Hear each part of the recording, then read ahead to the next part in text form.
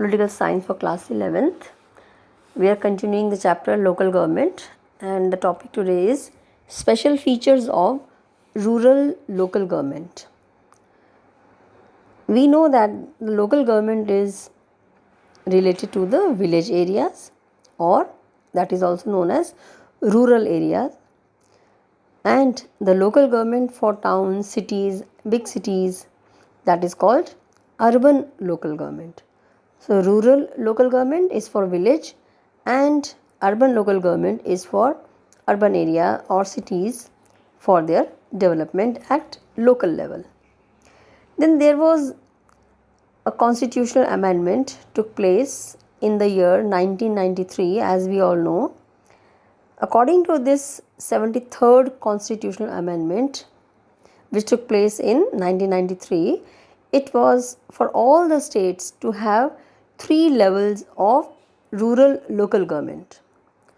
Okay, 73rd is for rural local government, and it was made mandatory or compulsory for all the states to have 3 tiers or 3 levels of rural local government in a uniform way as a part of Panchayati Raj system. And we know that lowest level, Gram Panchayat, which covers a village or group of villages. Then intermediate level, it is also known as Taluka Panchayat or Panchayat Samiti at block level, or it is also known as Mandal level. Then apex top is Zilla Parishad, that covers the entire district. So in a state, districts are there, and in districts, village areas, rural areas. So we are talking about village areas here.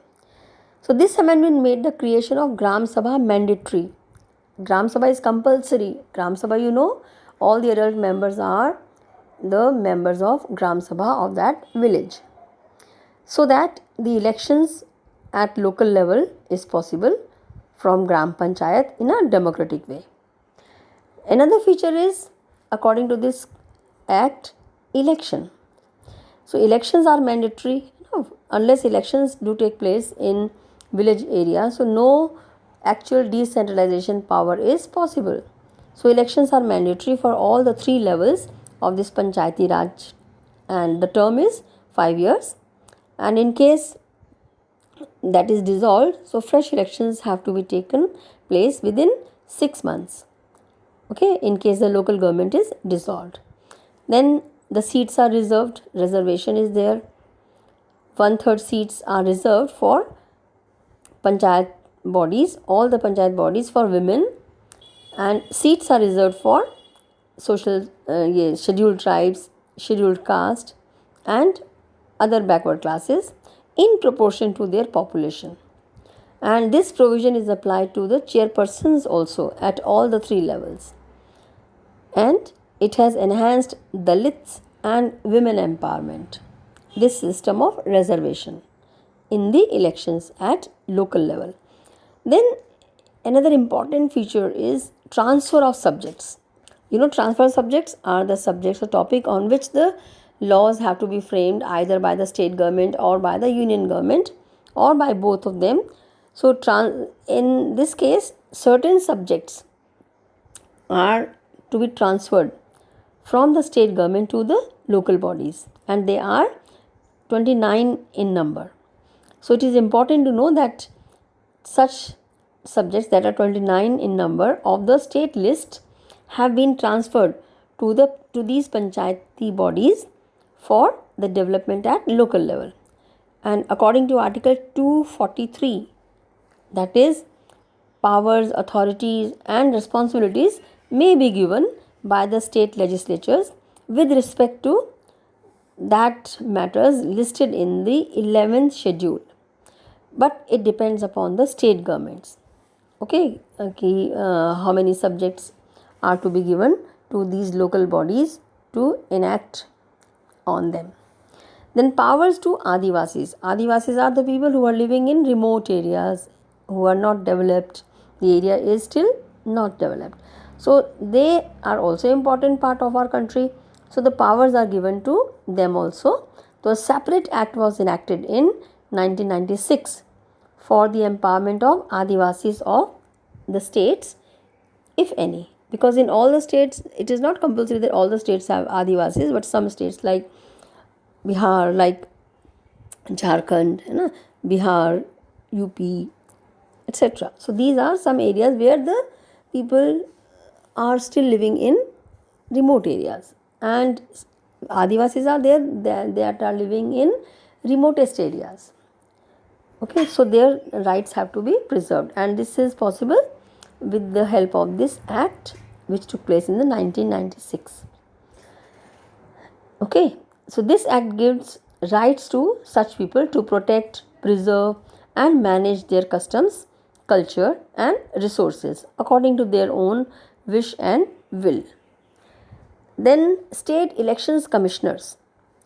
State election commissioner, we have election commission for conducting the elections in the entire country. Here, for local bodies also, state commission is appointed. Okay, but it is appointed by the state government to conduct the election of Panchayati Raj, and it is an autonomous body like that of State Election Commission, and it is not answerable to the State Election Commission. Okay, then State Finance Commission. Here we have State Finance Commission also for supervision of the funds and distribution of the funds, okay, at rural level or local level, and it is also appointed by the state government after every 5 years to examine the financial conditions or financial states of local rural bodies and review the distribution of revenue between state and local government and between urban and local government. Okay, then it sees that the funding is proper and it is not politicized, means whatever amount is to be distributed, to be given, to be granted is given.